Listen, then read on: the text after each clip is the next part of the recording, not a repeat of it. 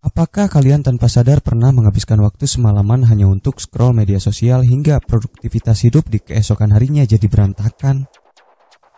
Apakah kalian pernah berjam-jam melakukan aktivitas tersebut yang mungkin tidak kalian butuhkan atau inginkan? Apakah justru sekarang Anda mengalaminya?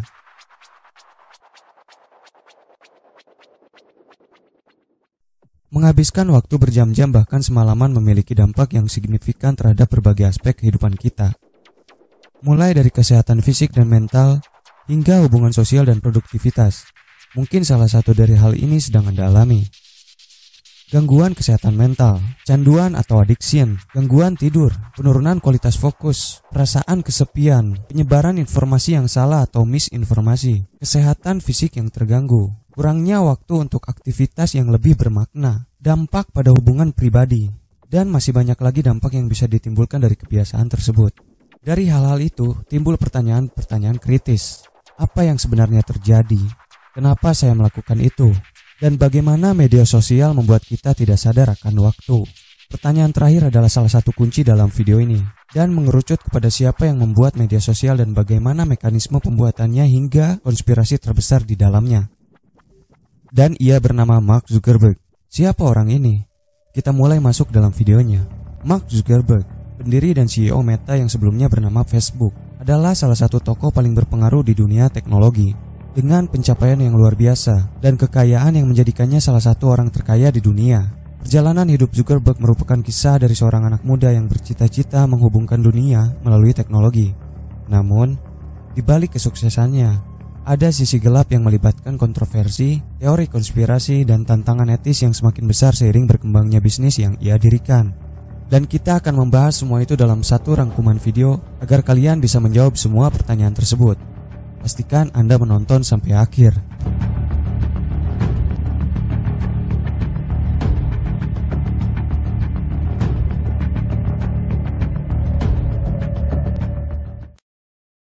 Dengan nama panjang Mark Elliott Zuckerberg, lahir pada 14 Mei 1984 di White Plains, New York.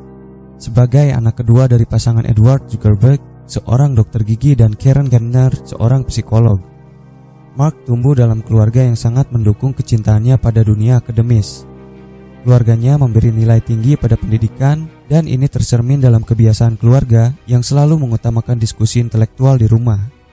Sejak kecil, Mark sudah menunjukkan ketertarikan yang luar biasa kepada teknologi.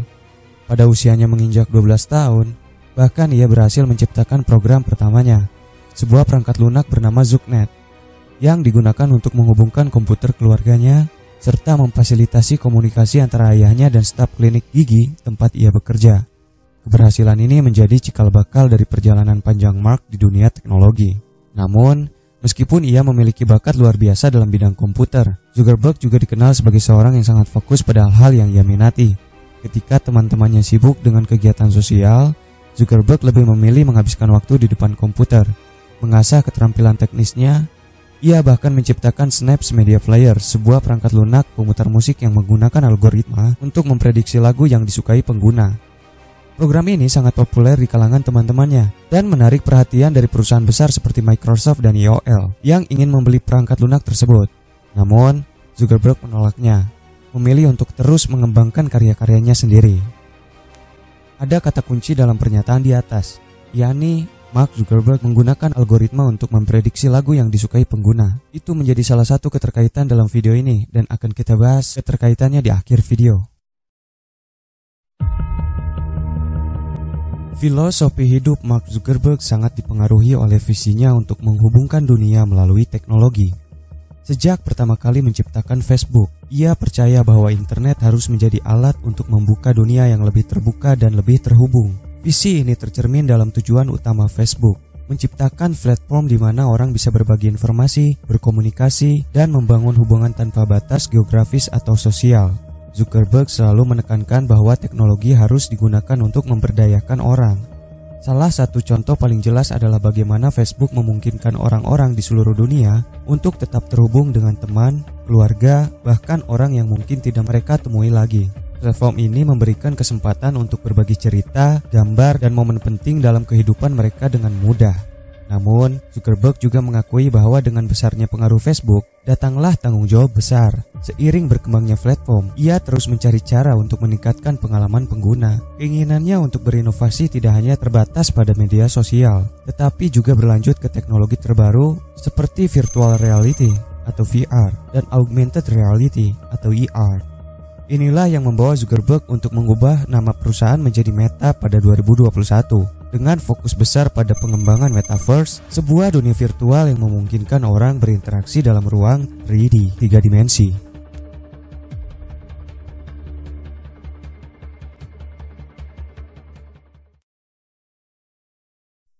Tidak dipungkiri lagi, kesuksesan Mark Zuckerberg dan Facebook juga diwarnai sebagai kontroversi dan masalah besar yang terus menghantui perusahaan tersebut.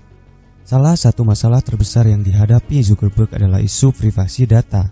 Pada tahun 2018, skandal Cambridge Analytica mengguncang dunia ketika terungkap bahwa data pribadi jutaan pengguna Facebook disalahgunakan untuk kepentingan politik. Facebook dituduh tidak cuma melindungi data penggunanya dan gagal mengawasi pihak ketiga yang mengakses data tersebut. Skandal ini memunculkan pertanyaan besar tentang bagaimana Facebook mengelola data pribadi dan apakah pengguna benar-benar memiliki kontrol atas informasi yang mereka bagikan di platform tersebut. Zuckerberg menghadapi tekanan yang sangat besar, baik dari regulator pemerintah maupun publik, untuk bertanggung jawab dan mengubah kebijakan perusahaan. Sebagai respon, ia berjanji untuk memperketat aturan privasi dan meningkatkan transparansi dalam penggunaan data. Selain masalah privasi, Facebook juga sering dianggap sebagai sarana penyebaran misinformasi. Platform ini kerap digunakan untuk menyebarkan berita palsu, teori konspirasi, dan propaganda politik yang mempengaruhi opini publik. Ini terbukti dalam beberapa peristiwa besar, termasuk pemilihan umum di berbagai negara, di mana Facebook digunakan sebagai alat untuk memanipulasi suara terpilih. Banyak yang berpendapat bahwa Facebook sebagai salah satu platform terbesar di dunia memiliki tanggung jawab moral untuk lebih berhati-hati dalam mengelola informasi yang beredar di dalamnya. Ada kata kunci kedua dari pernyataan di atas, yakni Facebook juga sering dianggap sebagai sarana penyebaran misinformasi.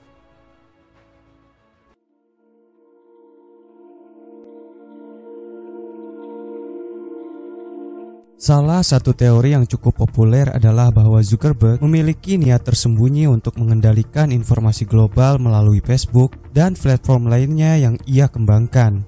Apalagi sekarang ia sudah mengakuisisi beberapa platform lainnya, yakni Instagram dan WhatsApp.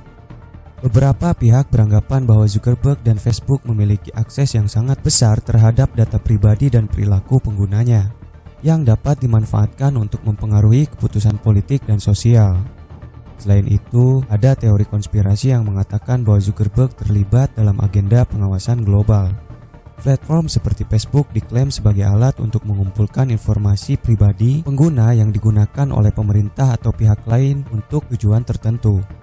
Teori ini semakin berkembang dengan diperkenalkannya teknologi pengenalan wajah dan fitur lainnya yang dianggap dapat memonitor setiap tindakan penggunanya secara lebih intim. Ada juga yang berpendapat bahwa pengembangan metaverse, dunia virtual yang sedang digagas oleh Zuckerberg, adalah bagian dari rencana untuk menciptakan realitas alternatif di mana orang akan lebih bergantung pada teknologi dan lebih mudah dimanipulasi. Beberapa orang khawatir bahwa metaverse bisa menjadi cara bagi perusahaan-perusahaan besar untuk mengontrol dunia secara virtual, menggantikan kehidupan nyata dengan dunia digital yang lebih terpusat. Ada kata kunci ketiga di dalam pernyataan di atas, yakni Zuckerberg terlibat dalam agenda pengawasan global. Selanjutnya adalah jawaban dari pertanyaan apa yang sebenarnya terjadi. Ada 3 kata kunci yang sudah kita rangkum dan juga menjawab siapa Mark Zuckerberg, bagaimana filosofi ia berpikir, dan bagaimana menciptakan media sosial. 1. Mark Zuckerberg menggunakan algoritma untuk memprediksi konten yang disukai pengguna. Penjelasannya yaitu teknik memprediksi konten berdasarkan kesamaan presensi antar pengguna. Jika 2 pengguna menyukai konten yang sama, maka konten yang disukai oleh pengguna yang satu akan disarankan ke pengguna lainnya. Mencari konten yang mirip dengan yang telah disukai pengguna sebelumnya dan merekomendasikannya. Misalnya, jika pengguna suka artikel A, maka artikel yang mirip dengan A akan direkomendasikan.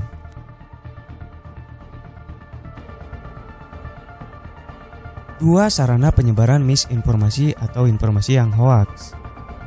Media sosial menjadi sarana pembuatan informasi yang salah atau tidak akurat, baik secara sengaja maupun tidak sengaja. Ini bisa terjadi ketika seseorang membagikan fakta yang salah tanpa niat yang jahat atau tanpa verifikasi kebenaran terlebih dahulu. Misinformasi seringkali dapat berupa rumor, kebohongan, atau kesalahpahaman yang beredar di masyarakat. Dan meskipun tidak selalu disengaja, dampaknya bisa sangat merugikan, apalagi disengaja, untuk menjatuhkan seseorang atau kepentingan-kepentingan lainnya. 3. Media sosial kerap dijadikan agenda pengawasan global. Merujuk pada upaya untuk memantau, mengawasi, dan mengendalikan aktivitas di seluruh dunia, baik dalam konteks individu, kelompok, maupun negara. Ini melibatkan penggunaan teknologi, kebijakan, dan regulasi untuk memantau data, komunikasi, perilaku, dan transaksi di dunia digital maupun fisik. Dari 3 kata kunci di atas adalah jawaban kenapa kita tidak bisa berhenti menggunakan media sosial secara sadar dan terus menggunakan berjam-jam tanpa henti, karena itu adalah keinginan dari si pembuat. Bagaimana kita termakan algoritma, termakan hoaks, dan diawasi juga secara berkala. Apakah sampai sini Anda sudah menemukan jawabannya? Jika belum, mari kita masuk uraian yang lebih dalam.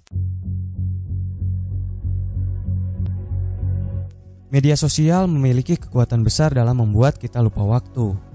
Banyak orang yang tidak sadar telah menghabiskan berjam-jam di aplikasi seperti Instagram, Facebook, maupun TikTok, hanya untuk menyadari betapa banyak waktu yang terbuang. Fenomena ini terjadi karena beberapa faktor psikologis, desain produk, dan cara media sosial mempengaruhi otak kita. Yang pertama yaitu pencarian dopamin atau sistem penghargaan otak. Media sosial dirancang untuk memicu sistem penghargaan otak kita yang bekerja melalui pelepasan dopamin, neurotransmitter yang berperan dalam perasaan senang atau kepuasan. Setiap kali kita melihat konten menarik, menerima like pada postingan, atau menemukan sesuatu yang menghibur, otak kita melepaskan dopamin yang memberi kita rasa puas. Ini menciptakan pola pencarian rasa senang secara instan yang membuat kita ingin terus menggulir dan menemukan lebih banyak konten yang memicu perasaan positif. Sama seperti dalam perjudian atau permainan video, kita tidak tahu apa yang akan kita dapatkan berikutnya. Ketidakpastian ini meliputi apakah postingan berikutnya lebih menarik atau menyenangkan, membuat kita terus terlibat meskipun kita tidak memiliki rencana atau tujuan tertentu. Yang kedua yakni endless scrolling atau gulir tanpa henti. Salah satu desain yang paling adiktif dari media sosial adalah fitur endless scrolling atau menggulirkan feed tanpa batas. Ketika kita menggulir, konten baru akan muncul secara otomatis tanpa memberi kita batasan waktu atau tanda untuk berhenti. Tidak ada akhir yang jelas. Feed media sosial terus berlanjut dan kita merasa dorongan untuk terus menggulir demi menemukan lebih banyak konten. Ketika kita tidak diberi tanda kapan harus berhenti, kita seringkali terjebak dalam aktivitas menggulirnya tanpa henti dan tanpa menyadarinya, sampai akhirnya kita terkejut bahwa berjam-jam telah berlalu. Yang ketiga, algoritma yang memahami presensi kita. Seperti hal yang sudah kita bahas sebelumnya, media sosial menggunakan algoritma untuk menampilkan konten yang sangat relevan dengan minat dan perilaku kita. Dengan menganalisis apa yang kita suka, komentari, dan bagikan, algoritma menciptakan pengalaman yang sangat dipersonalisasi yang membuat kita lebih tertarik untuk terus menggulir. Karena konten yang ditampilkan sangat sesuai dengan keinginan kita. Kita merasa terdorong untuk terus terlibat tanpa menyadari betapa banyaknya waktu yang sudah kita habiskan. Konten yang dipersonalisasi ini lebih menarik, lebih relevan, dan lebih sulit untuk dilewatkan, membuat kita terus berinteraksi dengan aplikasi, kadang tanpa tujuan atau kesadaran. Yang keempat yaitu FOMO, Fear of Missing Out.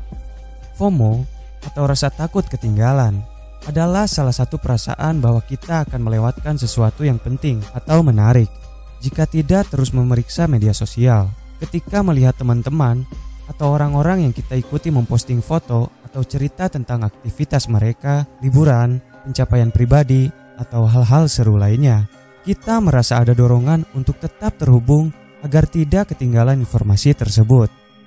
FOMO menciptakan dorongan untuk terus-menerus memeriksa aplikasi, takut kehilangan sesuatu yang menarik atau relevan.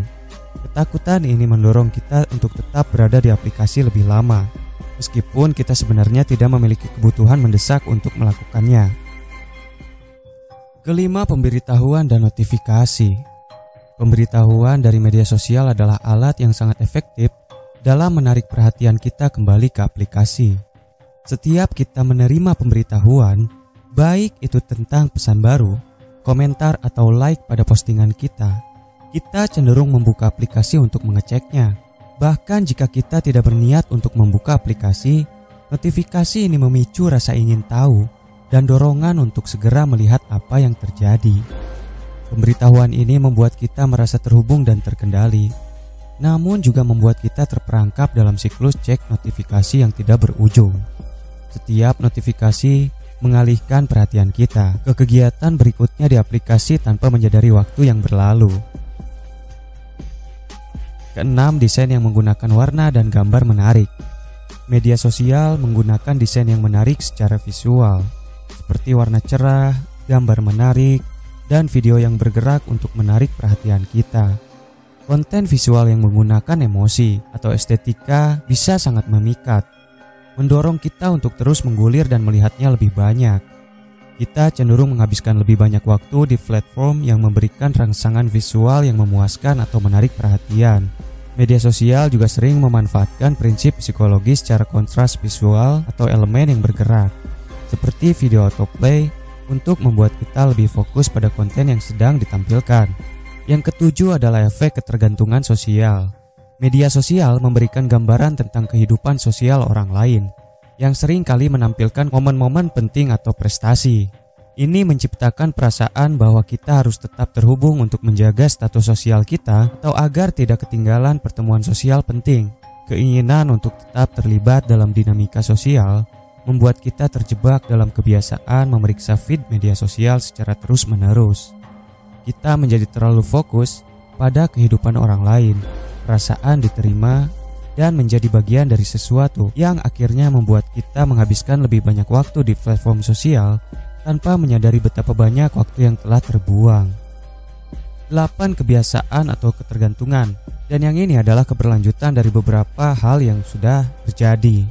Seiring waktu, kebiasaan menggunakan media sosial bisa berkembang menjadi ketergantungan yang kuat. Seperti halnya kecanduan. Kita merasa terikat pada aktivitas yang memberi kita pengalihan dari rutinitas sehari-hari atau perasaan stres dan kecemasan. Media sosial memberikan kita tempat untuk beristirahat dan merasa terhubung. Namun, ketergantungan ini sering kali berujung pada ketidakmampuan untuk berhenti atau mengontrol penggunaan kita.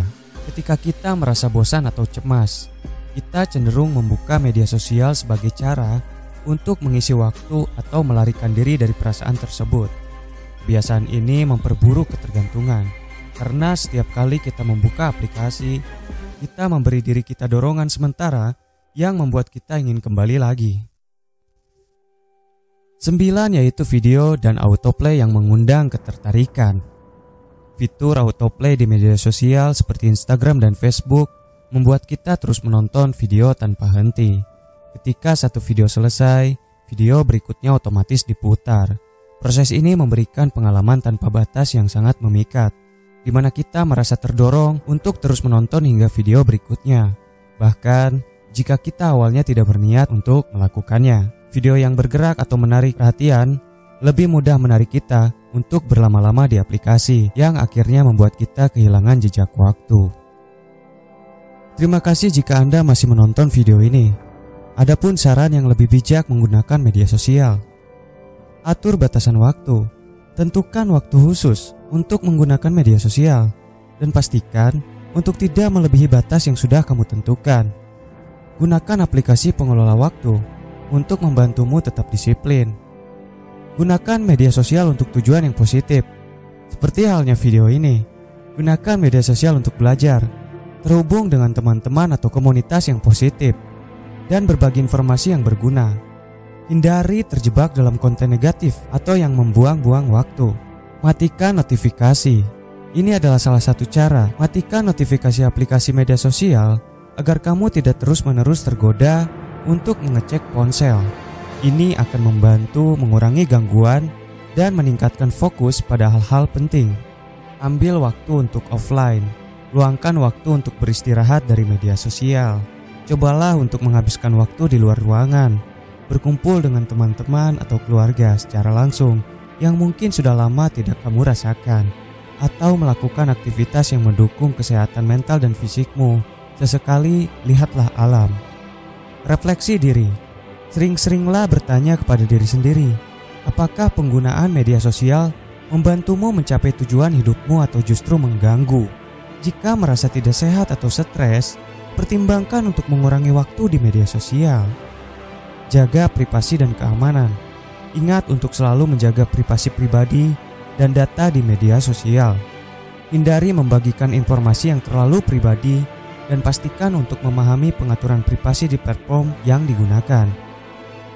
Dengan pendekatan yang bijaksana, media sosial bisa tetap menjadi alat yang berguna tanpa merusak kualitas hidup kita. Mari, jauhkan ponsel. Lihat misteri alam. Di sana banyak hal-hal indah yang mungkin tidak kamu rasakan dan kamu lihat sebelumnya.